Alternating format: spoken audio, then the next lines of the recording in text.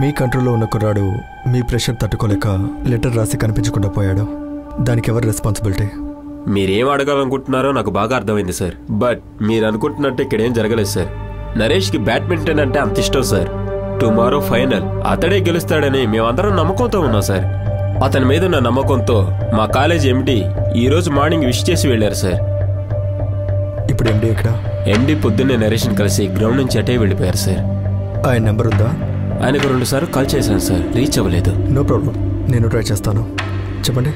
6337 914434. 4 డేస్గా మీరు నరేష్ ఈ హోటల్లో స్టే చేశారు. నరేష్ మొబైల్ని చెక్ చేశాను, మీ ఇన్కమింగ్ కాల్స్ ఏవీ లేవు.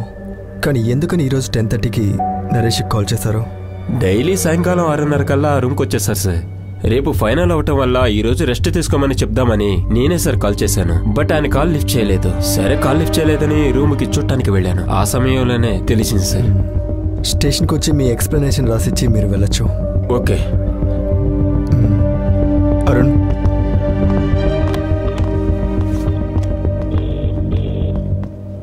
ఆయనకు 2 సార్లు కాల్ చేశాను సార్, రీచ్ అవ్వలేదు.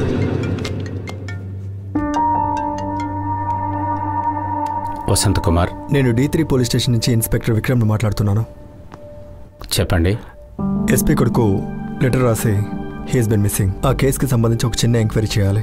కొంచెం స్టేషన్కి రాగలరా? I'm really shocked. బికాస్ ఇవాళ పొద్దున్నే ఆ కుర్రాన్ని నేను కలిశాను. నేను ఈ వీకెండ్కి భీమవరం గెస్ట్ హౌస్కి వచ్చాను. అందువల్ల ఓకే, ఈ రోజు నైట్ నేను మిమ్మల్ని ఖచ్చితంగా మీట్ అవ్వాలి. షో. ఓకే. గాడ్.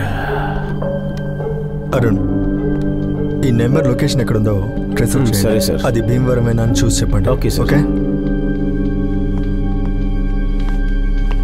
సో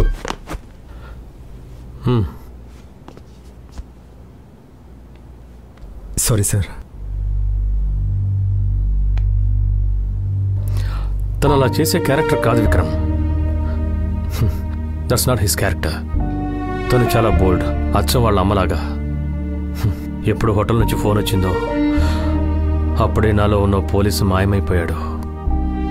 నిజం చెప్పాలంటే నాలో భయం మొదలైంది విక్రమ్.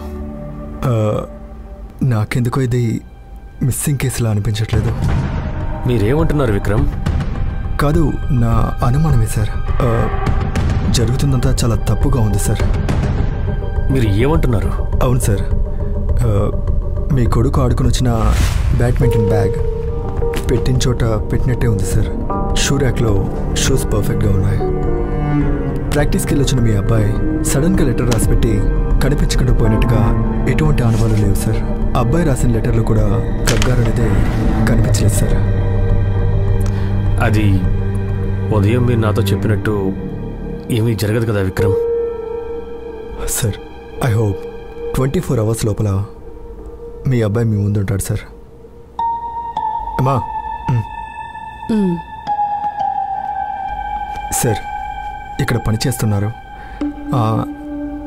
ఆఖరిగా నరేష్ బయటికి వెళ్ళినప్పుడు చూసిన ఒకే ఒక విట్నెస్ ఈవిడే. సో మనకు లీడ్ దొరికింది సార్. కూర్చోండి.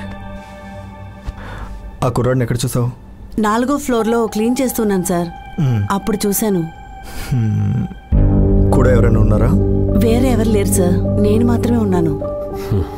4th ఫ్లోర్ అంత పెద్దది కదా, మీరు ఒకరైనా క్లీన్ చేశారు?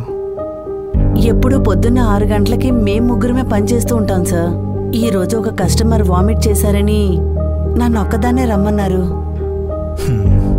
ఓకే, అప్పుడు ఏం జరిగింది? నేను క్లీన్ చేస్తూ ఉన్నప్పుడు నా మాపును తోసుకుంటూ వెళ్ళిపోయాడు సార్. సార్, చూసి వెళ్ళండి సార్. నేను కోపంలో చూసుకొని వెళ్ళరా అని అడిగాను. ఆయన తిరుగు కూడా చూడలేదు సార్, విచిత్రంగా నడుచుకుంటూ వెళ్ళాడు.